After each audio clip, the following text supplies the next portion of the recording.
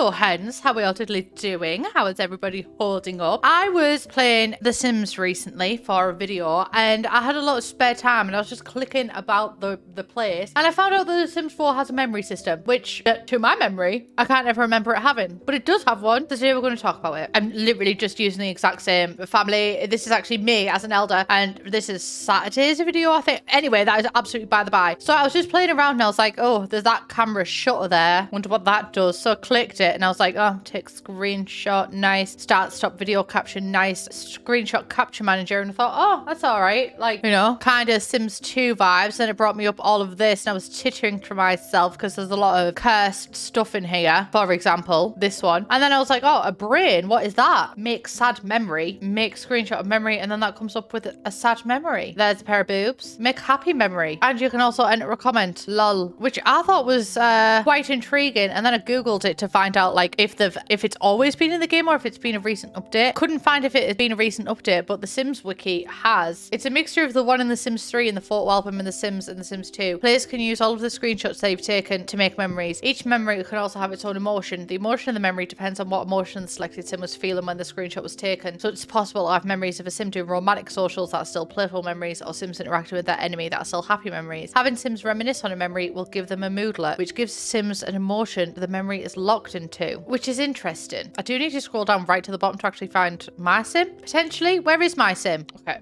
my goodness, let me take a picture, right? So where is it in Screenshots Manager? Because it's not here, bitch. Okay, right, guys, I'm actually really hating this. This is seemingly not very useful at all. Okay, so that kind of sucks. But I mean, there is a memory system in the game that is built within the game. It just kind of sucks. And for some reason, it includes every single screenshot that you've ever taken ever, which makes it really laggy. And I mean, to be fair, it does literally say there, Screenshot Manager. Well, I never knew that. Honestly, guys, I'm absolutely perplexed. I did not know this was a thing.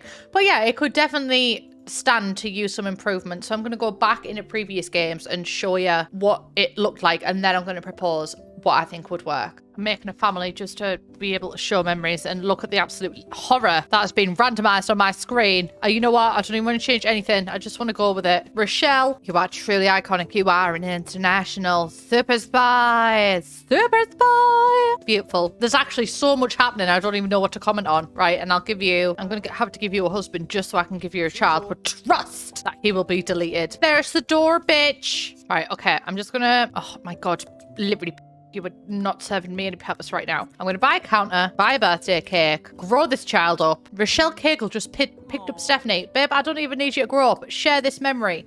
And then it brings you to this page. Such a cute bundle of joy. Pardon-moi, where you can change everything. You could even pick up Stephanie? Question mark. Yes, I will keep this memory in my scrapbook. I don't want to log in though. And then somewhere, scrapbook, it has a page full of memories. And then as you get more memories and stuff like that, you can then look through the scrapbook. So it kind of collates them for you, which I think is much better than The Sims 4, where everything's just everywhere and it's specific to that Sim. So I like that version. It's fun. It's still a bit hidden away though, and also it doesn't automatically put them in, so if you're like skipping a little bit then. And also Sims, I'm pretty sure Sims don't come predetermined with them. Oh, you cannot edit time while your Sims having a birthday. Right, okay, well, guess we're gonna have to add it to the calendar. If you crash, there we go. Thank you. Now, if you look at Stephanie's thingy, there's no memory of like growing up and stuff like that. Stephanie became a child. Yes, I would like to keep that in my scrapbook. And there you can see the two memories that I've collated. It constantly wants you to share them socially. Absolutely not. But yeah, then if we go to an established house, and then we go on this person's scrapbook, there's nothing there. So that's how The Sims 3 operates. It's kind of like a you control it. But then also, going to The Sims 2, I mean, straight off the bat, you go into The Sims 2 and it's all about memories and like each place has a story. The Sims 2 is a life simulation game, but she's also like a storytelling game.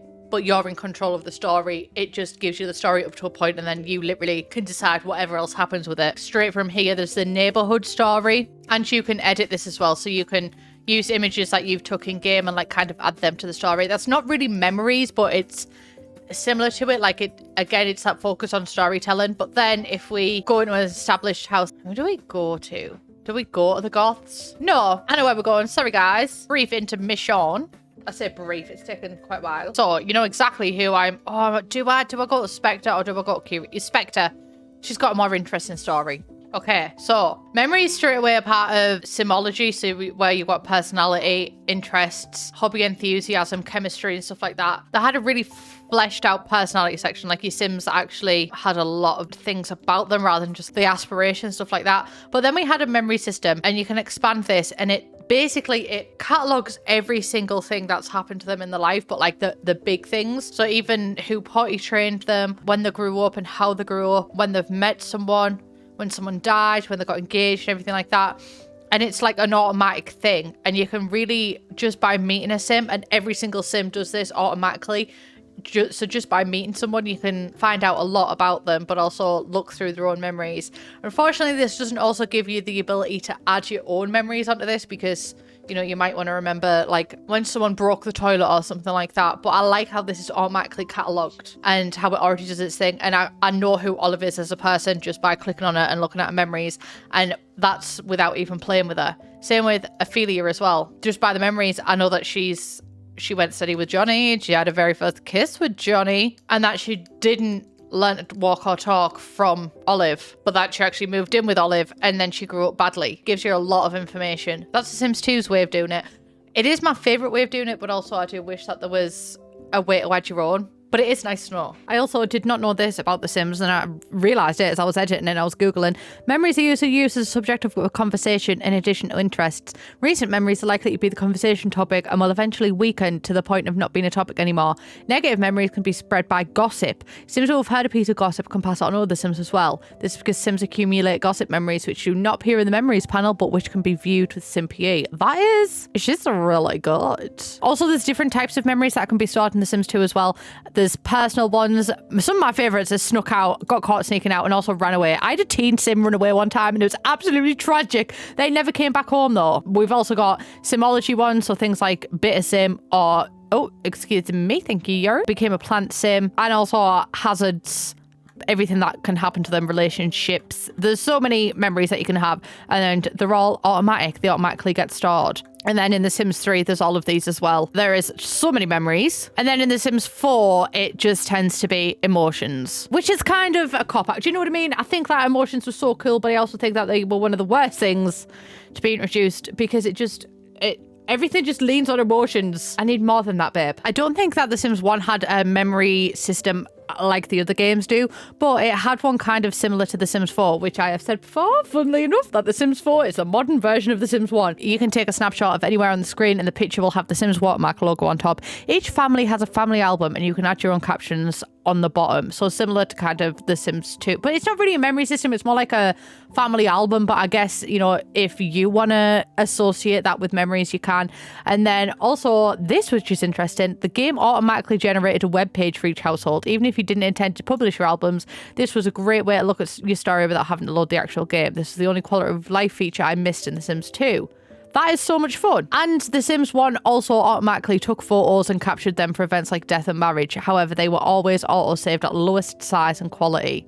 That is very sad. There were captions in the pictures that could be taken in a special way, but only if before hot date or later was installed. And then The Sims 1 just had a storybook type of thing. But my point in showing you this is to say that I don't really feel like any game has aced it perfectly yet, and I feel like it's such a missing aspect of the game, but it's something that's so easy to implement, because obviously the game picks up when, I mean, I don't know, I literally do not code. I do not know anything about coding, actually. It's a great way for storytelling and storytelling simmers without it impacting gameplay. Like, it can still be kind of an aesthetic thing, but picking up when events happen in game, because we get notifications for them, we attend it, like, you know. I think it could be a really great way to introduce some depth. And I know that we've already got it. I didn't know that we got it because it's really tucked away. And even in Screenshot Manager, it doesn't say anything about memories. Like, I came across it as a fluke.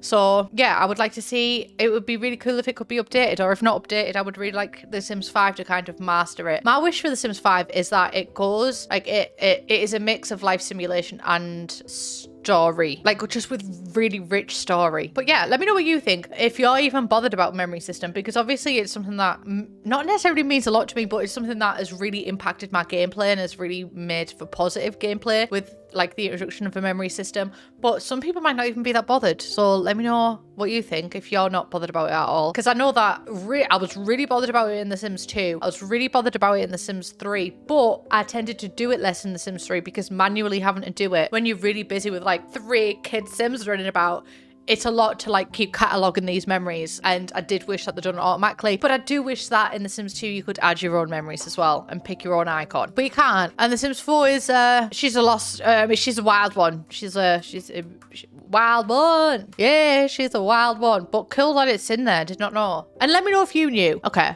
Let me know a lot of things. Let me know how you're doing, how's life and everything like that. I love you all so much.